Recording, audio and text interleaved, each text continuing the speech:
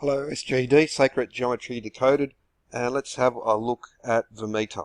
This is a few years ago I did this very briefly video, but the point of it is, if you see my channel, I'm very interested in geometry, ancient architecture, ancient metrology, which how it relates to the quadrivium and so forth. And well, I must say, I go through it quite carefully, and but I want to refer to this. So I did a video, just a really quick one a while back. I want to go a little bit more in depth. And so metadebunk.org, debunked the Great Pyramid and the speed of light. So I'll look through this article, but now first, I have done videos on the Great Pyramid and the speed of light and found a few other connections, but again in those videos I express the point that I don't necessarily believe it. I think that's maybe a bridge too far, but just because it's not in my happy place to look at that doesn't mean that those type of ideas should be excluded. But so I'm not really defending the speed of light argument here. Now I will follow this up in the future, because it's not the speed of light that's really the point. It's how multiple constants are embedded in the proportion and the measurements of the Great Pyramid and other sites as well. And it's not just the Great Pyramid, but very other important, very special architectural sites such as the Parthenon and well, many others. And these have been studied, and but it's just considered to be fringe on there. I think it's the way that these constants come together, and that how these ancient units of measurement work together in that way. Now, a comment I'll often get, well, you can get numbers to match anything. No, you cannot. If you're talking about a specific unit of measurement as applied in architecture, there are only those units of measurement there. When I hear this is so cringe when you can get numbers to do anything. No, you cannot. That's just not, your numbers don't work that way. Tell that to the tax department. Go and say, well, juggle your numbers around and see how far you get. Go to the supermarket and juggle and get to any number you choose. You cannot do it. And if you're dealing with specific architecture, with specific dimensions at specific units of measurement, you cannot juggle the numbers around to get whatever you want. That is just a foolish thing to say, but it's part of his cognitive dissonance. But anyway, so this article, they're talking about the speed of light, and it has to do with the location of the speed of light. But I'll link these videos because I've got links to others as well. It's more complicated than that. But again, they've set up a straw man here where they've chosen the most extraordinary claim, and they haven't really represented it properly. And then as we'll see, the research that they present to counter that is, well, piss poor. That's okay. Now first we'll just talk about so the ancient Egyptians never used meters as a unit. They used cubits. We have a Wikipedia link. And then replies, the meter was not even invented until the late 1700s. It is defined. We'll go into that because, again, the history of the meter, Wikipedia link, and seconds didn't exist back then either. Wikipedia link. So Professor Wikipedia is not exactly the best source, especially if you haven't read the article or the references. Confirmation bias is not a one-way street. Now, we'll get to that bit to unpack there. So, firstly, and the meter was not invented until the late 1700s. It is defined as 1/10 millionth of a distance from North Pole to the equator through Paris, and Paris didn't even exist back then either, speaking of ancient Egypt. And seconds didn't exist back then either. Now, didn't exist. So, like they're making, the meter did not exist. Seconds did not exist. They're making these type of claims. So did not is a definitive statement. The concept of dividing degrees, such as a 360, the ancient 360 degree compass, and time into smaller units of 60 minutes and 60 seconds did exist back in those times. But I'll come back to that. So it's now we on the outside must present evidence for this case, but to counter that, to say things like this, these are just just absurd. But anyway, the meter, we'll just get straight into it. So this is one of the installed in 1796, one of the meter prototypes that were distributed around Paris. And so that's the meter was invented then. And let's just get into it. So the meter was not even invented until the late 1700s. This is not untrue in a strict sense, but neither is it accurate. This is also misleading to an extent, or they're ignorant of the facts. Now, okay, so 1799, the meter in France was officially introduced as the official unit. The point of a meter was that only, I think, less than 10% of people spoke French at the time of the French Revolution. You had regional dialects and other dialects. So they were trying to standardize. Part of the thing of the French Revolution was to standardize things. So language, law, measurement, these were all standardized.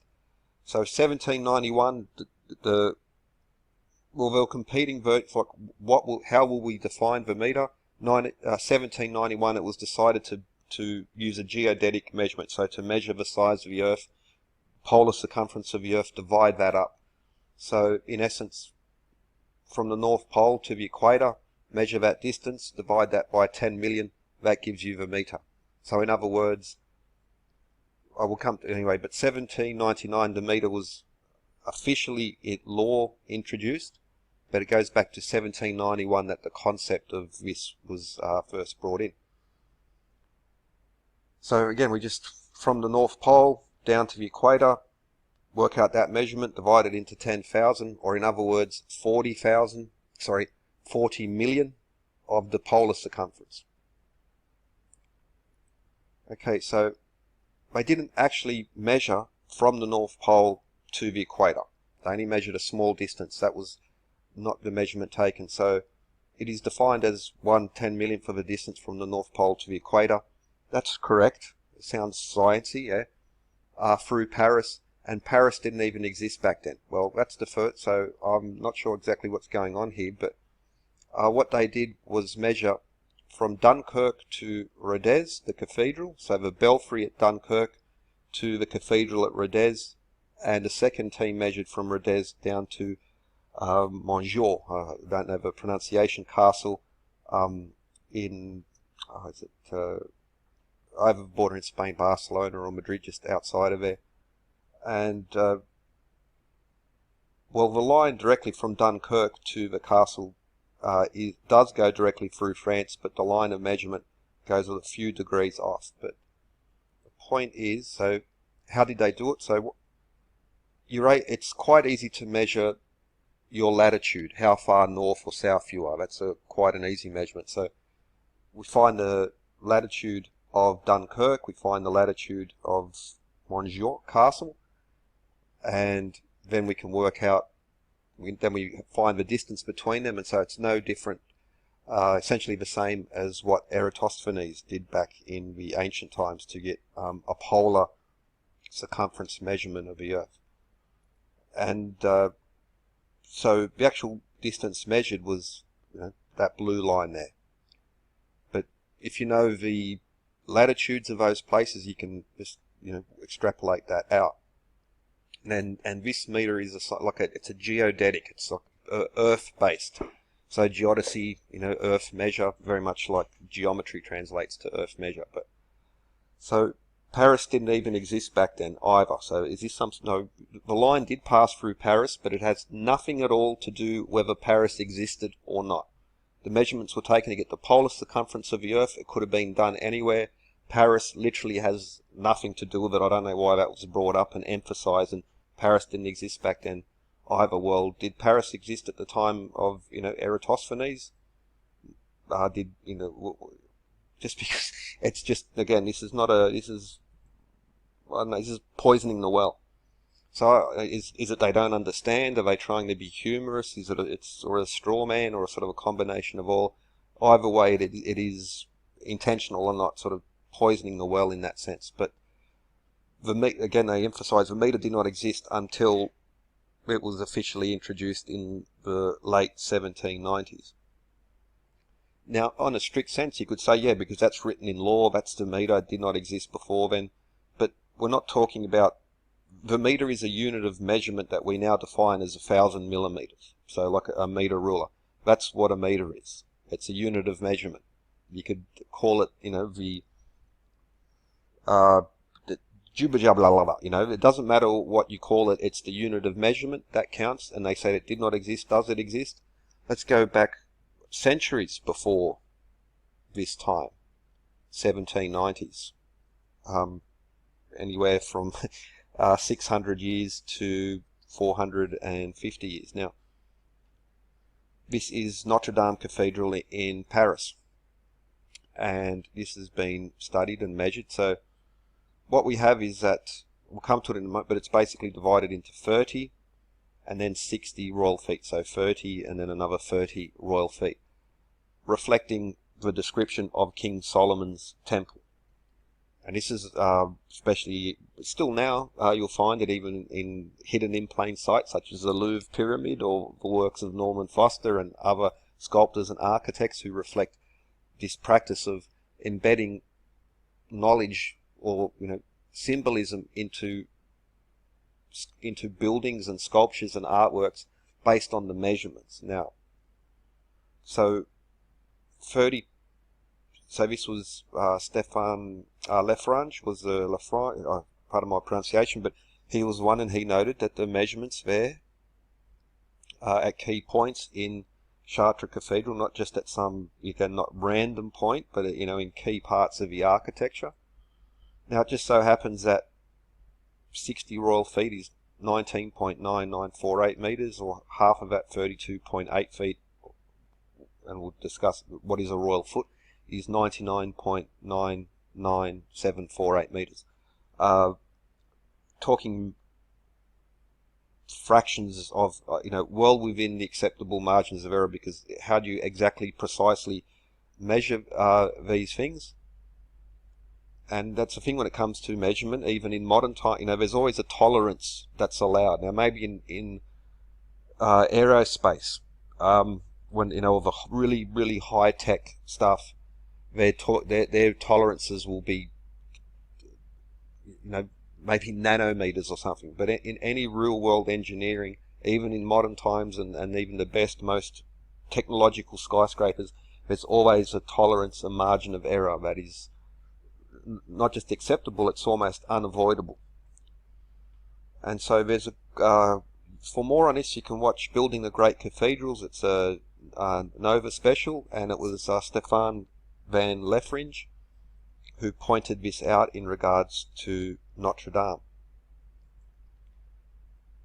So just to put it into context, 10 meters precisely would be 32.808 and then ... feet. So this is, again, in any other realm, this would be more than, this would be an acceptable tolerance when it comes to the measurements. And so a medieval royal foot, what he called, now just to avoid, he calls it royal feet in the Nova special, just to avoid confusion. I'm going to call this the medieval royal foot. That's my invention. I just want to have a little bit of a separation, because when you say royal foot, I'll mention Egyptian royal cubits. I just want to call this the medieval royal foot, the cathedral foot. And it just turns out that foot is 0.333 meters. Now that just... Okay, so medieval royal yard. Now a yard was 3 feet is a yard. Or tripod. This was also used in ancient times. So you had, like fingers or digits is one division of the foot, and you have inches or thumbs, span, feet, and then yards and fathom. So again, this, like to use the yardstick, it's still like an expression we use, a source of truth. What is your yardstick? So one medieval royal yard is 0.999744 meters. That's a medieval royal yard. Now, is that exclusive to Notre Dame? No, it isn't, because in Beauvais Cathedral, the nave is 144 medieval royal feet, which is 48 meters to 99.9974% accuracy, or 48 medieval royal yards in that sense. So that's a key feature, because this confirms this unit of measurement, and we'll get to that in a moment. Okay, so back to Notre Dame. Well, let's argue, well, it could just be pure why is 32.8 feet, why does that have to equal a royal foot, or actually precisely 30 royal feet? Because this 30 cubits, 60 cubits for Solomon's temple, well, you could grab anything that's double the height and then say, well, it exists there. Well, we can confirm that because go to, so how do we define, why does this have to be 30 royal feet? So go to Beauvais Cathedral, where the nave is 144 of these medieval royal feet high, or 48 medieval royal yards, or 48 metres to 99.99744% accuracy. Now, is that just a coincidence? No, it's not a coincidence. So just like with regards to Solomon's temple with the 30 and the 60, this is a long-standing, still practiced now procedure. So the number 144 is very important in the Bible, especially in regards to New Jerusalem, for instance. The walls are 144 cubits high, and it's 12 by 12 by 12, and so 144 is 12 squared. So what we have is, and not just in Christian, you'll find it all across the ancient world, temple design, memorials, the use of sacred number connected to these things. It's just a long-standing practice, and there's a few examples. Amiens Cathedral, around about the same time, well, they did not use the medieval royal foot to get the nave height of 144. They used Roman feet. It's a little bit shorter. So they now what you have is multiple units of measurement. We'll come, because that's an important point. But Peterborough Cathedral, 144 foot high of a spire. Just recently, Basilica of Our Lady of Lycan in Poland, 144 feet high nave. A spire at Christchurch Cathedral in Oxford, 144 feet. First Christian Church, Columbus, Ohio, 144 feet long. This is a so when we get back to Trinity Church, 144 feet long nave. So this confirms the use of that particular, this is, so it's not coincidence or chance that the first, there wasn't just, it does exist, and this can, it's backed up and just by practice. So the medieval royal yard of 0.999744 meters is it existed. And okay, now for a moment, look, the Metre and the second are also connected. So Marin Mersenne, 1640, he published, and he defined the 1 second pendulum has 0.994 meters. We're talking, I'll get a little bit better, higher digits, but it's 5.6 millimeters from what is a modern meter. But there's something to an important point, because again, he's defining it at 1 standard gravity. Giovanni Riccioli, he did a lot of work on physics, falling bodies and pendulums, and he noted here, so 0.994387 meters, and he also noted that the pendulum should not be swung more than 30 degrees. So if you extend so that's, I haven't labelled it, but that's a 30-degree pendulum. Still a common practice that, like a pendulum clock, like a grandfather clock, must be swung at a shallow angle. If you increase it, you can affect the timing. And so, yeah, he noted even at 40 degrees, it was noticeable. And so that's why the 30-degree pendulum maximum is a thing. Now, one of the reasons for, and when Riccioli was doing his studies to determine precisely 1 second, as in dividing the day into 86,400 seconds, was to do with choir timing. So it was essentially like building a metronome, and he was also finding the best choirs and musicians to then sort of, in a circle, admittedly, but to get what he was trying to do was divide the day into 86,400 seconds per day, or 1,440 minutes, 144. That'll come back later. Now, 1790, Talleyrand proposed, because they were discussing we should have a official standard unit of measurement. in France, and in 1790 he proposed that the meter should be set by a 1 second pendulum at 45 degrees north, standard gravity, and this was almost introduced in the US. George Washington was pushing for this to have a US foot separate from the English system, and the US foot would have been 0.33146 meters, therefore a yard would have been 0.994 meters, and again that the meter should be based off the second. Now that is just short, but okay, so why this was not accepted was that 1 second pendulum changes depending on your location. So he was set at 45 degrees north, which is just a little bit below Paris in the northern hemisphere, and down in the southern hemisphere. This was not adopted. Instead, they chose to use the geodetic. Now, this is from Abraham Rees, the Encyclopedia or Universal Dictionary, 1812, and he's showing the latitude, so at the equator 00 up to the poles at 90 degrees. It's worth noting, because again the pendulum changes on your location, so even that 99.44 centimeter 1 second pendulum changes in location. So now, for instance, at the equator, 100 pounds weighs 100 pounds. At the pole, it weighs 1,500 pounds.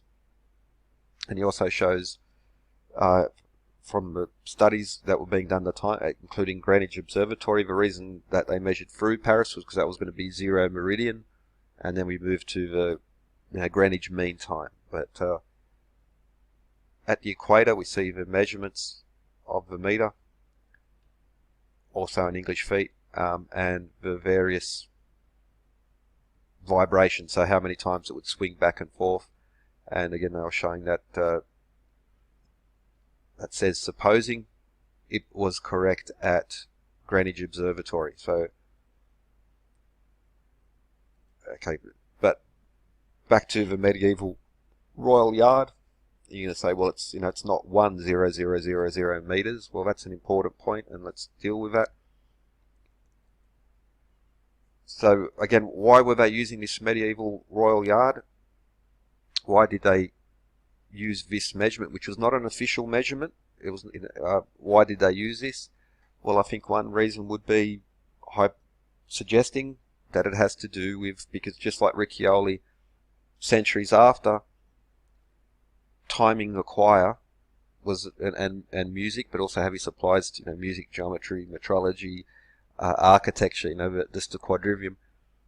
But at the very least, this, if maybe they weren't using it, I can't say they did, but it would be a great 1 second pendulum. It would be not precisely accurate for 1 second at that latitude, but it would be very, very close.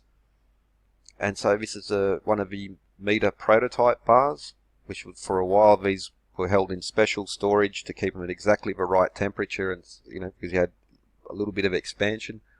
But a meter prototype bar by definition would be 1,000 millimeters. The medieval royal yard is 0.266 millimeters, or 266 microns short of a meter. That's 1.5 human hairs. We'll get back to okay. Now we go back in time. So again, there's different names for it, but what we have is, this is called the Fidonian foot of 333 millimeters. Therefore, a Fidonian yard is 999 millimeters, 1 millimeter from there. But even based on with these margins of error, it is a meter. Medieval royal yard is a meter, because now this Fidonian yard, it's also mentioned Aristotelian Constitution of Athens. This unit,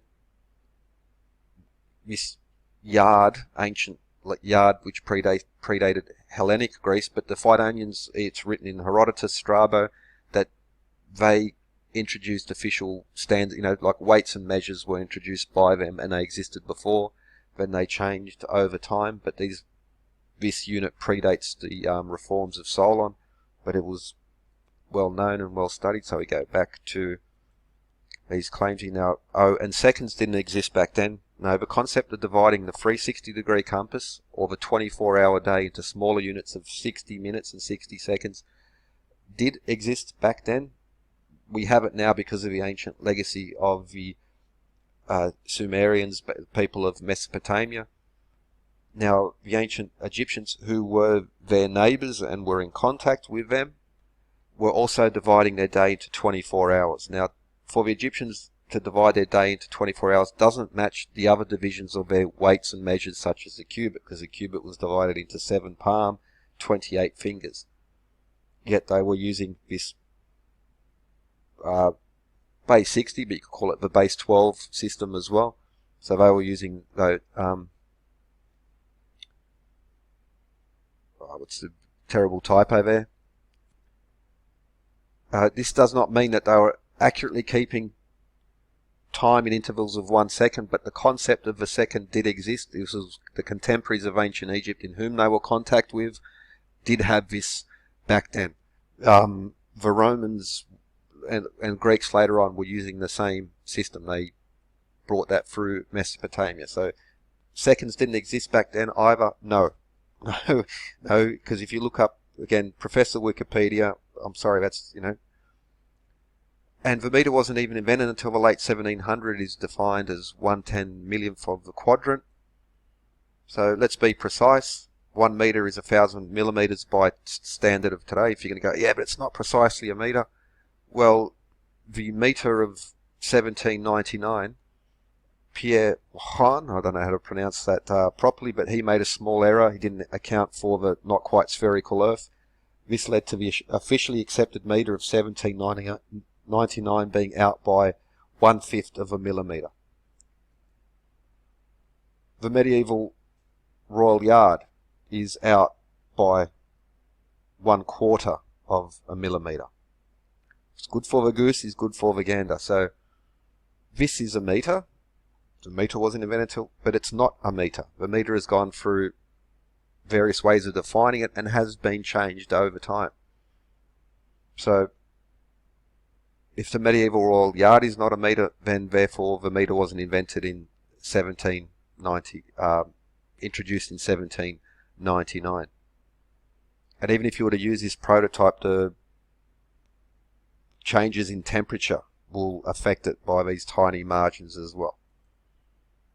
Okay, so it's 200 microns off, and the medieval royal yard is 266 microns off, and that's within the margins of like how they're able to, so whether it was Beauvais or Notre Dame, how much has the stone moved over, all these other issues come in, but it could be that it was precisely 1,000 millimeters either, but the point is that the officially, the meter that wasn't invented, that's gone through changes as well, and acceptable margins of error just in government work where you can make these. Now, another issue would be the fact that when they measured the Earth back in the 1790s, they were very accurate, but they weren't precise. So, by definition, the polar circumference of the Earth would have to be 40 million meters or 40,000 kilometers. But you can just look it up. What's the polar circumference of the Earth? It's 40,007 kilometers. So again, there's these. If you want to sort of be, let's be super precise. Well, let's be super precise about this, and super precise about the fact that whenever you're dealing with measurements, there's always these issues that and these tiny little margins that come into it. So the Egyptians were using cubits; they weren't using meters. Let's look into that now. When it comes to the Egyptian royal cubit used in the Old Kingdom and the pyramids, especially the Great Pyramid, there is a very coinky-dinky lovely connection in regards to the meter. So a circle with a, now you can do it in other ways, but let's just begin with a circle of a diameter of 1 meter. the flower of life, or the hexagon, which perfectly divides a circle up into sixths, would mean that 1/6 of the circumference of a 1 meter diameter circle is an Egyptian royal cubit, pi over 6 meters. Shown this before, but so what exactly is a cubit? You can find it on the inside, but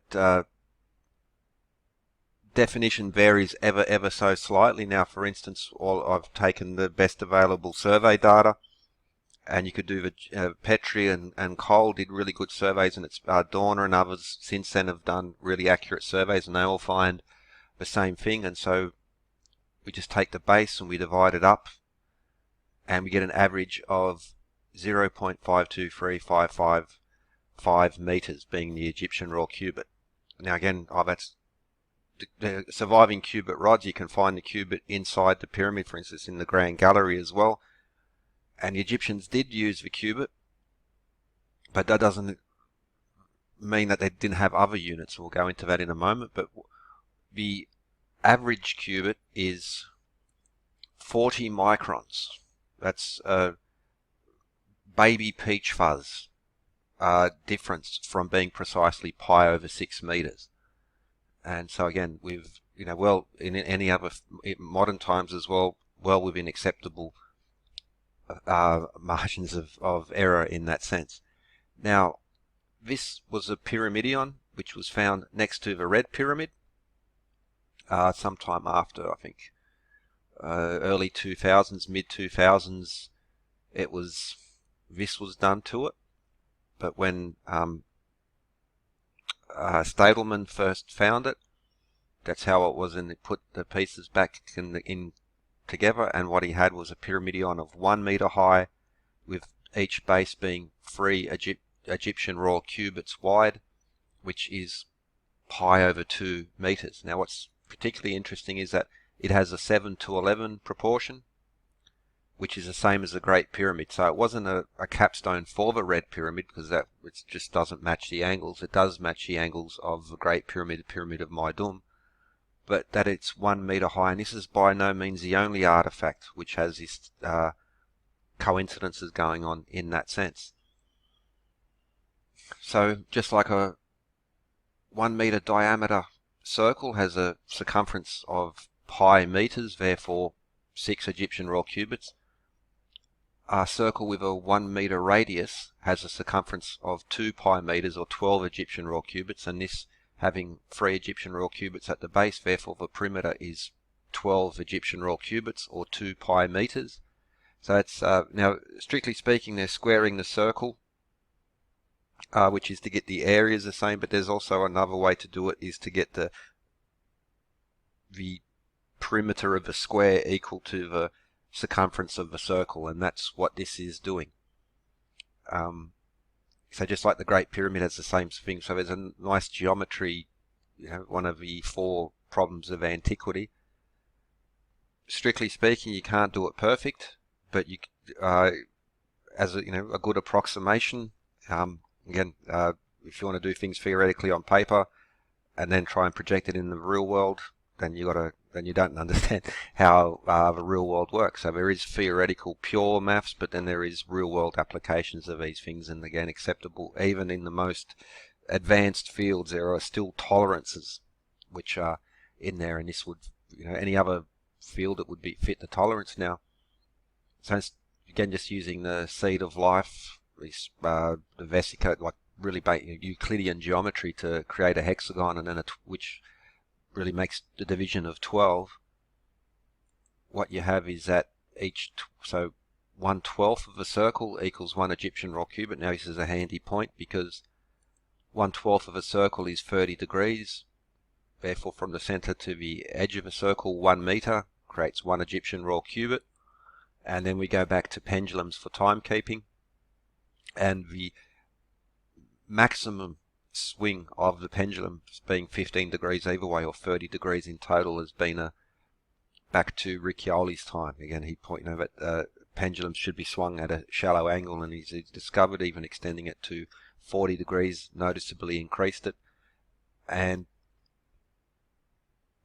this is very handy because it's from this simple geometry you get to 30 degrees, which makes it so. Why was this used as a standard even later on? Because it's very easy to get your 30-degree division. And it's also like the Templar cross, Maltese cross, all these other very important symbols, geometric, can be found using this same geometry as well.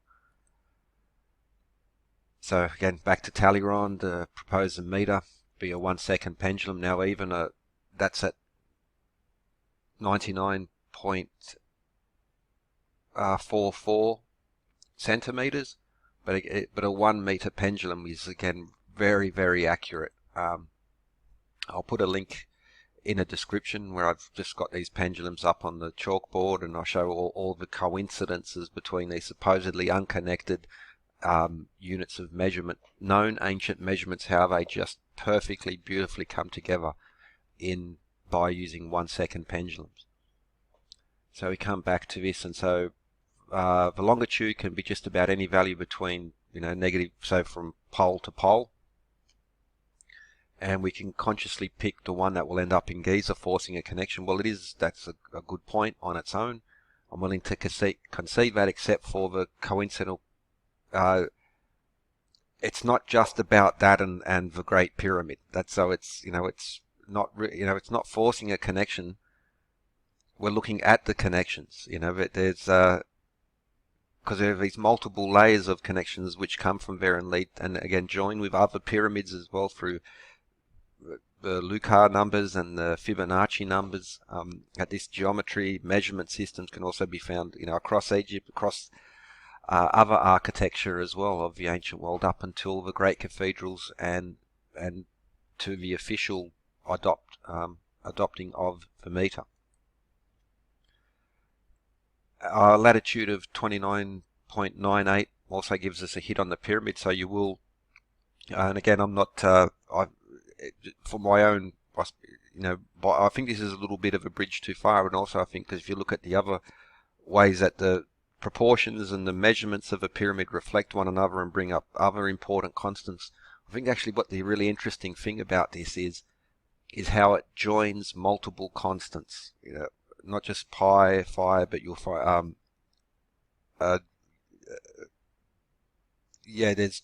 put a link into there, because all these math constants, and which are in the proportions, you can say, well, that's just, accident of 711 proportions of a pyramid. But then when you apply the meter especially, but other ancient units of measure, they reinforce these. So you get one in proportion, okay, but then it's reflected in the measurement.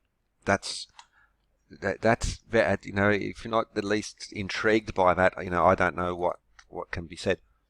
So then he goes on to say, we consciously choose the meter as a unit when there are other distance units to choose from. That's true, and if you apply the other ones, that works as well. So, and the ancient Egyptians never used meters as a unit. They used cubits. Mr. Wikipedia professor comes out. So if they actually knew about the meter, one would expect them to use such a unit for measurement as well. They simply did not.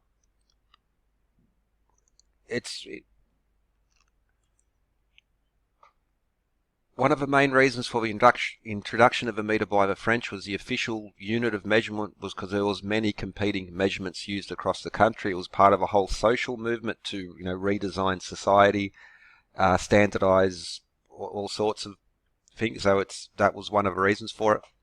Historically, to use multiple units of measurement and understand them was the standard of history.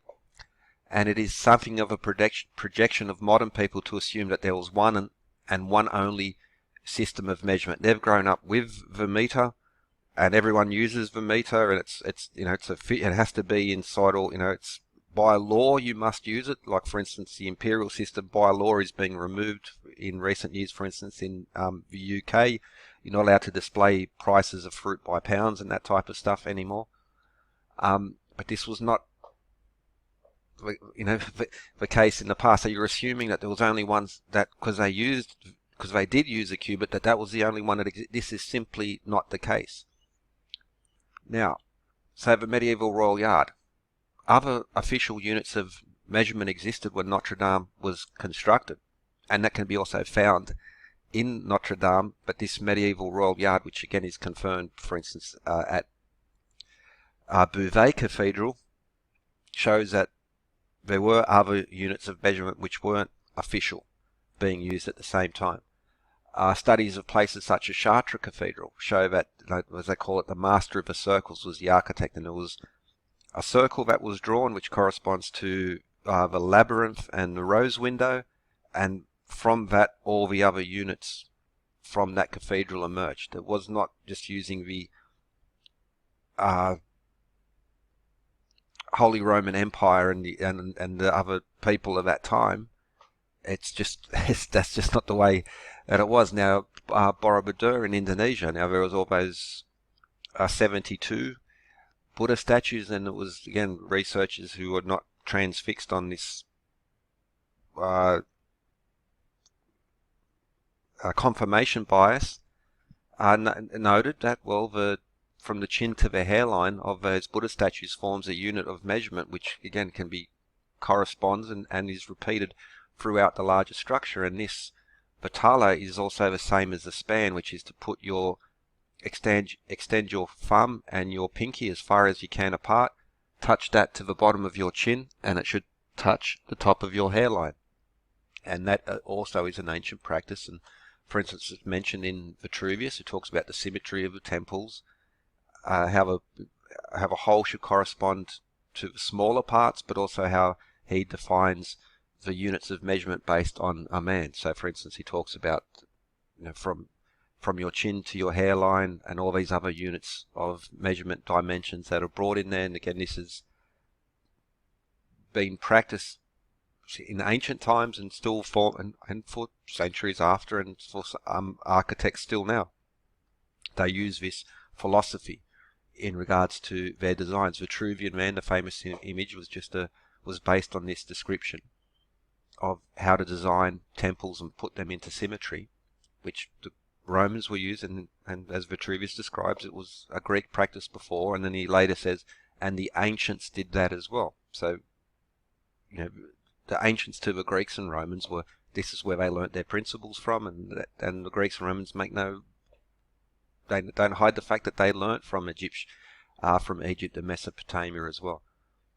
Now, in Doric measure architectural design, Mark Wilson Jones, so in Leptis Magna in Libya, there's these Roman structures. Now on the wall there's a metrological relief which shows various competing units of measurement being placed on the wall, and how these ancient structures link up where they have multiple units of measure harmonizing together. One perfect example would be the Parthenon. He also looked at the Salamis stone, which has multiple units of measure. The Salamis stone forms a conversion tool. So just like in Leptis Magna, where the builder could go and whatever unit he's using, he could find, and then compare and convert to them. Very practical, but the point also is with the Parthenon, so the Salamis stone, different units of measure, which include what's called the common Greek foot, which just happens to correspond to the allegedly modern English foot. So the English foot didn't exist back then either, but because it wasn't officially defined until later on. But yet, there it is. And that it's at 48 common feet high, that just happens to convert to 45 Doric feet, 50 Ionic foot. If you use the Salamis scale, instead of measuring in feet or inches, you use fingers, it perfectly converts, and it gives you all these harmonious, like Pythagorean tuning numbers. Livio Stachini also pointed out that the width of 100 Greek feet, how that the Mycenaean and another Greek foot, and it can be very confusing because people just call it because it was used in Greek. In Greek times, I'll just say it was the Greek foot. It's much more confusing. There were multiple units, but anyway, they all share the same proportions. Livio Stachini is called a pseudo-metrologist. My God, like it's there to be measured. If it's friggin' measurable, like it's there. Okay, so when you combine the findings of Mark Wilson Jones in regards to the Doric, the Ionic, I'm not even including the Samian because the Samian foot has these same proportions in regards to the height, and what Livio Stachini was talking about to the width of the Parthenon. Now we have extra sets of measurements coming together. This goes back to the point that you just cannot say, because you have a fixed dimensions of these buildings and these fixed units of measurement, you can't call it coincidence. You just it's unfathomable that someone, no pun intended, would even suggest this idea, but it is suggested and proposed because it goes against the accepted view on many things. But again, this is hard measurements, this is the basis of science, and that's, supposedly people who project themselves as rational, science-based, still sort of reject this idea. It's showing a very strong cognitive dissonance where but so what we have is multiple units of measurement coming together, and it's just undeniable, though not popular.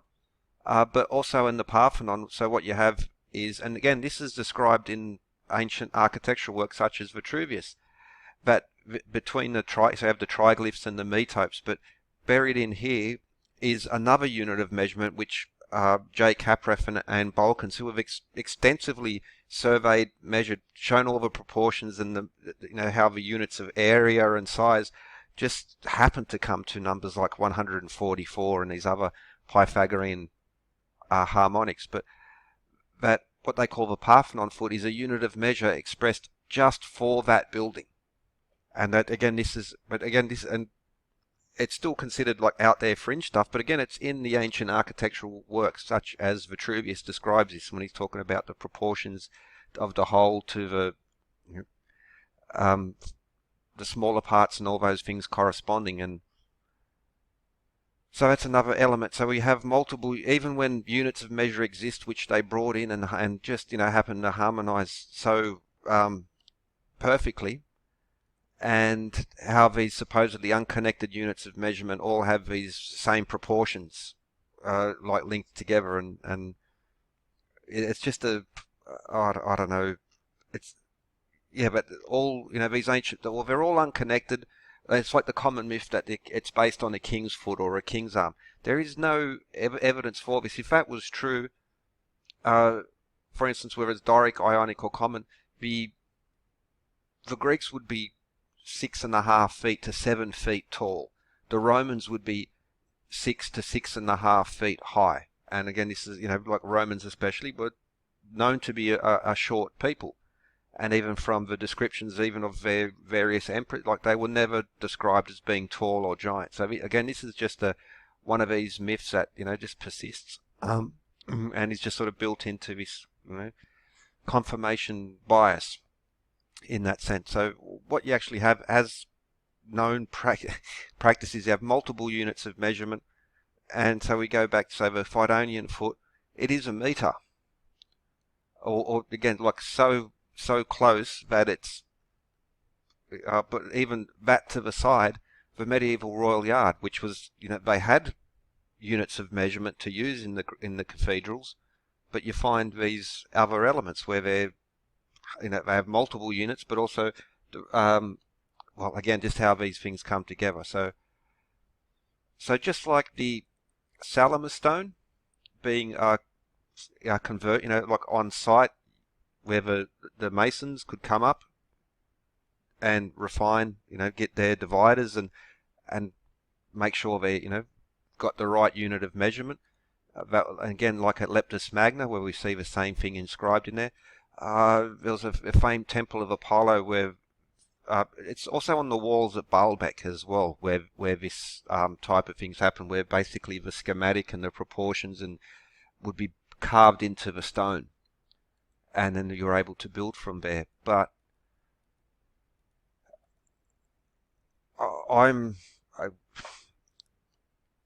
this very well may, this pyramidion which was found there, and possibly others as well, and very well could be something like the Salamis stone or these other metrological reliefs, where you would have, where the builders could come and readjust their tools and keep those measurements. And just like in the past, you have prototype bar on the sides of cathedrals at marketplaces. They would have bars built into the wall where the merchants or the customers could come and check that their L and or their foot was the correct one for the use in that marketplace and as it applies to taxes. So the Egyptians were using the Egyptian royal cubit, but that doesn't remove that they were using others, and that this is just one example of this 1 meter high pyramidion. Of all, there are thousands of artifacts, tens of thousands, hundreds of thousands, more, and so again you could go around until you find one that's a meter. But Schwaller de Lubitz was famous for this, and he noticed that other cubit rods, for instance in Mesopotamia as well, was 50 cent, like a half a meter, and that other like entire sites just happen to correspond to a meter as well. So again, it's not like that's the only one. And it was Schwaller de Lubitz who really put this forward. And again, we're sort of talking about measurements. So it's again just to re-emphasize that the meter, which was was not invented until the late 1700s, was not even the meter. So if you want to be super precise, well, that was out, and it's out within the same margins of error can be sort of found in the medieval royal yard. So in conclusion, in order to make the connection, we have to, well, let's just zoom in on that. In order to make the connection, we have to actively include various options that fit the claim and exclude many that don't, even though they are still fully valid options. Well, it's a two-way street here, because what they haven't included, firstly, the larger essence of a claim. They've said the speed of light connection, and let's just give them that for the moment, but then they've gone on to say the second and the meter didn't exist. So, you've used Wikipedia, you haven't read the Wikipedia articles, or at least followed the links through to go into a little bit more. You've begun with an assumption, and then given us a Wikipedia link to these things. And they've excluded many other points. This is even still a short, like they're literally tomes, sort of when it comes to this study, when it comes to architecture and metrology, and unless you're sort of across it, you really shouldn't be speaking about it. Now, a matching sequence of 5 digits is not particularly strange or extraordinary. People have won the lottery matching far longer sequences than just 5 digits. Yeah, but millions of people play the lottery at the same time. This is again, like what it's not really a point at all, because we're talking about these particular architectural places which have fixed measurements using fixed units of measure, and to compare that to millions of people playing the lottery is just silly. Sometimes numbers simply match up with any connection whatsoever, yes, and sometimes they do. So that that's a shot sort of on both ways. So yes, it's true, but it's also it's true on the other way.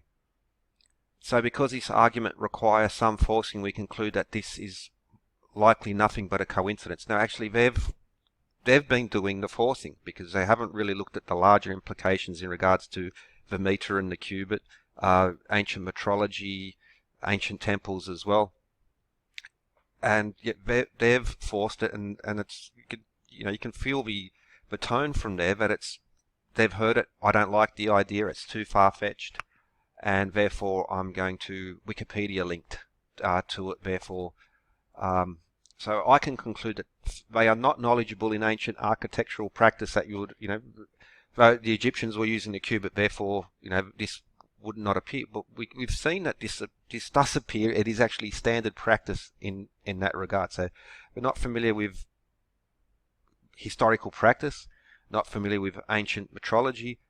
Their arguments are based on Wikipedia research, and they've not even properly read the cited articles, or at least the links that go through there, because it doesn't require 6 months of reading it. You just follow these through a little bit, and one thing sort of will lead to another. So if you're going to use Wikipedia, and I use it as an introduction, but I'll go to the sources and I'll try to read through the hyperlinks. I just won't Google something that suits what my belief is, and then say, aha, there you go. Therefore, the meter does not exist, or seconds did not exist.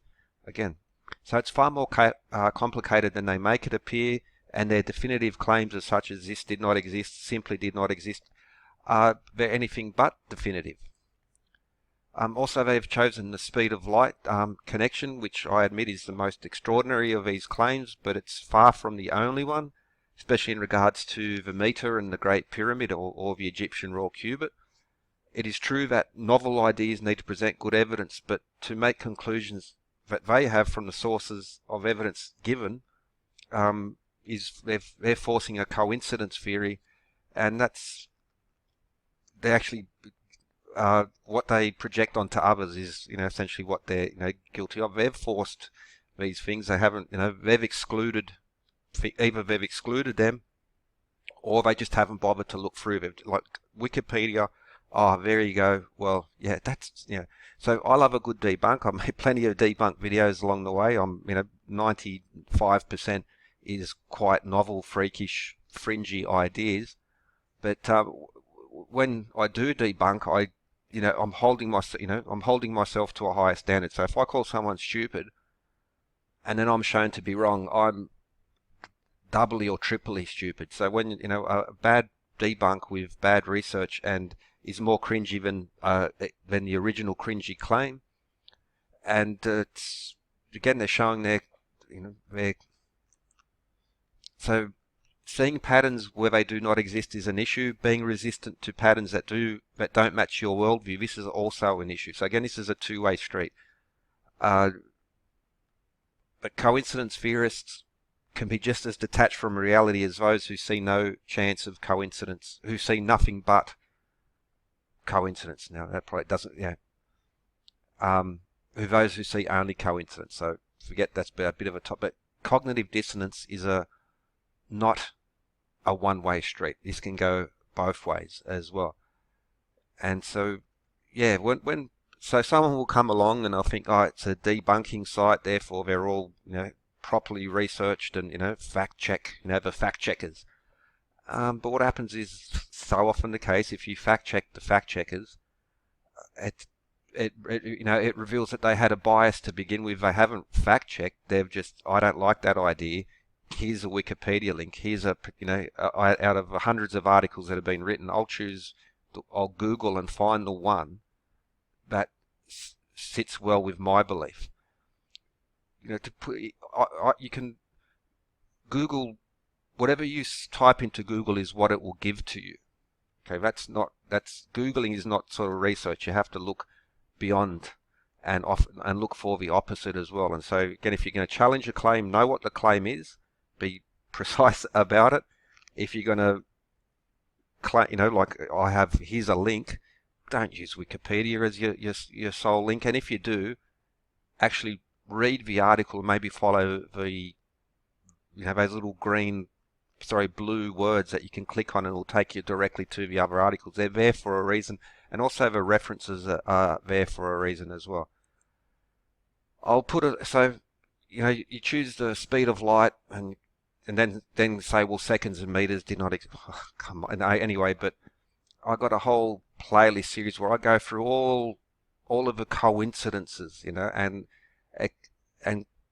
sometimes things just happen. But in any other field, if you were to find dozens and then dozens and dozens of coincidences, correlation is not causation. But at some point, when you have so many correlations, you have to start saying, well, maybe there is something to that. So again, that works sort of both ways. And what's the metric for coincidence? It tends to be something I don't want to hear and something I don't want to look into. But here's Wikipedia. It's a coincidence. Off you go. So you got a whole, that's so the meter. It's a lot more complex than what it is when they make statements such as, "Oh, a meter did not exist, a second did not exist."